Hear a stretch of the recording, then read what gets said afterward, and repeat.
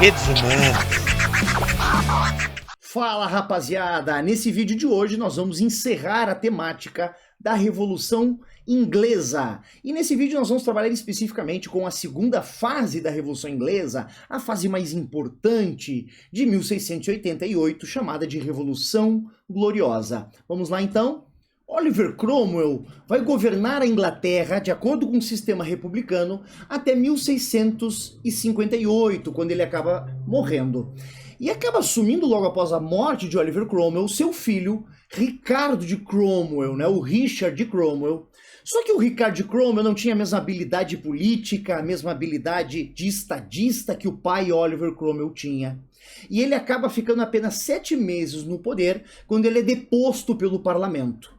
1659, Richard de Cromwell acaba sendo deposto. A partir desse momento, o parlamento britânico resolve restaurar a monarquia. Sim, mesmo depois de toda a confusão da primeira fase da Revolução, que levou à morte do rei Carlos I, o parlamento vai nesse momento, ao se findar a república, vai resolver restaurar a monarquia. E aqui a gente deve se perguntar: quais são os motivos da restauração monárquica? Por que o parlamento resolveu voltar atrás e restaurar a monarquia?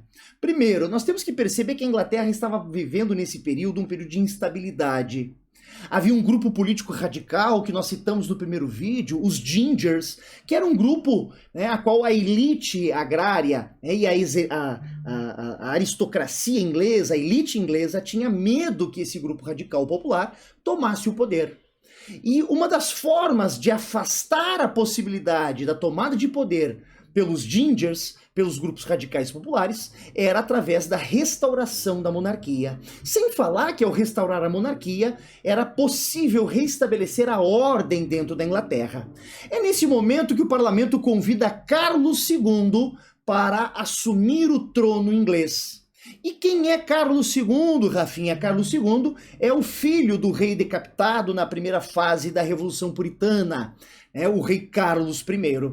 E o Carlos II, ao assumir o trono, ele parece que não aprendeu nada com o pai e com os motivos que levaram à decapitação do próprio pai.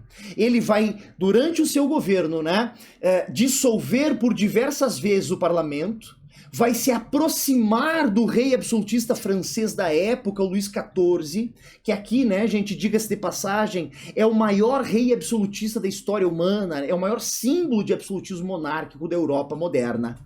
Então, o que o Carlos está demonstrando ao assumir o trono em 1660? Ele está demonstrando que ele tem a mesma posição que o pai, absolutista, autoritário, e ele é de uma cultura aristocrática. Em 1685 morre Carlos II e acaba assumindo seu irmão, o Jaime II, também filho do nosso rei decapitado lá na primeira fase, o Carlos I. Aqui o Jaime II, ele vai cometer os mesmos erros do pai, os mesmos erros do irmão Carlos II, só que ele ainda foi mais longe. Além das intenções dos já citados reis anteriores, de restabelecer a ordem absolutista, a concentração de poderes na mão do rei, ele também queria restabelecer o catolicismo. E isso vai levar a uma revolta não só de protestantes calvinistas, mas também de protestantes anglicanos, que se unem para tentar derrubar Jaime II e as suas intenções católicas. E aqui vamos dar uma analisada, gente, na reação do parlamento frente às posições, às decisões tomadas por Jaime II, as intenções absolutistas e católicas de Jaime II. O parlamento vai se aproximar da filha do rei Jaime II, a Maria, que era casada com um príncipe holandês chamado Guilherme de Orange. O Guilherme de Orange, casado com a Maria, era genro do rei da Inglaterra, Jaime II. E o parlamento, então, vai convidar Guilherme e Maria para se tornarem os novos reis da Inglaterra. Os dois prontamente aceitam o convite, mas havia uma exigência por parte do parlamento.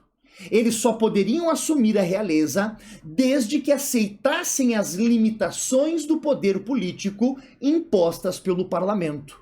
Guilherme de Orange e Maria vão dizer sim, ok, nós aceitamos as limitações políticas impostas pelo parlamento, e no mesmo ano, 1688, Guilherme é coroado, Guilherme de Orange, príncipe holandês, ele é coroado como Guilherme III, e a sua esposa, ela é coroada como Maria II.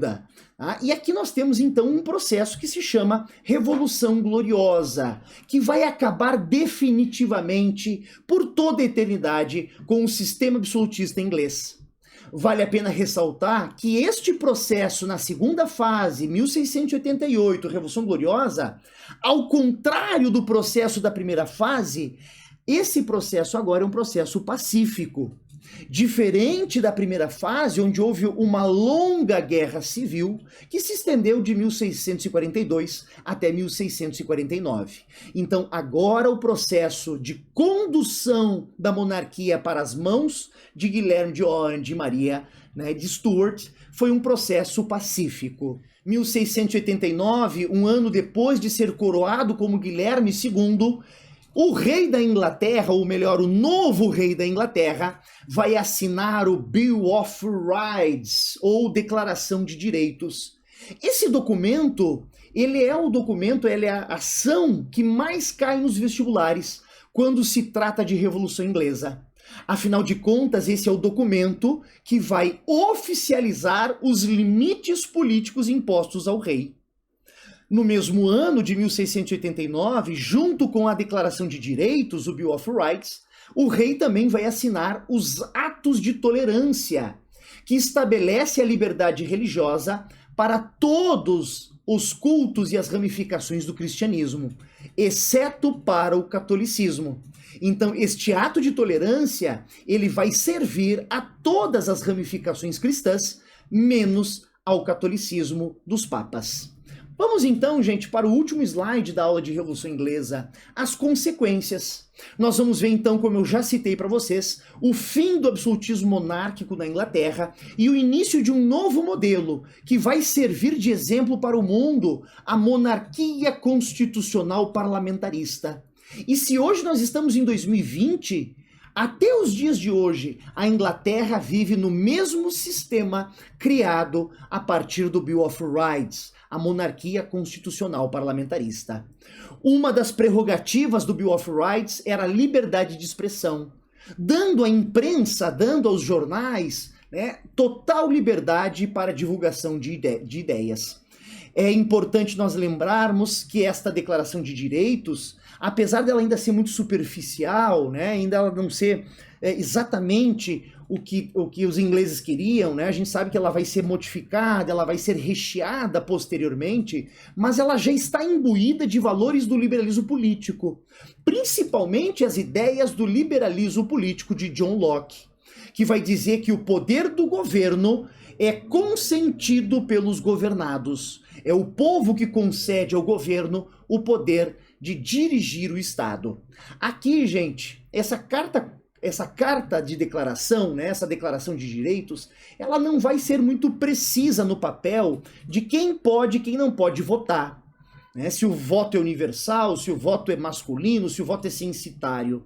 Mas a gente sabe que na prática, quem estava excluído do voto são as massas trabalhadoras, as massas populares. Elas vão estar excluídas do direito do voto, assim como as mulheres, assim como os negros. Então, ela é importante no papel do desenvolvimento dos direitos humanos no mundo, sim, a Declaração de Direitos é muito importante no papel do desenvolvimento dos direitos humanos, mas ela ainda é muito excludente, né? Ela vai excluir as massas e grande parcela da população do direito ao voto. Tá? E o mais importante para nós encerrarmos a nossa aula, o último ponto, essa Revolução Inglesa, ela abre os caminhos para a Revolução Industrial. Ela abre as possibilidades para a Revolução Industrial. Afinal de contas, a burguesia, que até 1688, até a Revolução Gloriosa, só dispunha de poderes econômicos, agora a burguesia, através do parlamento, vai dispor também de poderes políticos. Essa burguesia, munida de duas esferas do poder, utiliza as duas esferas do poder para impulsionar a industrialização. E aí nós vamos ver que a Revolução Industrial na Inglaterra começa na segunda metade do século XVIII, mais ou menos em 1760.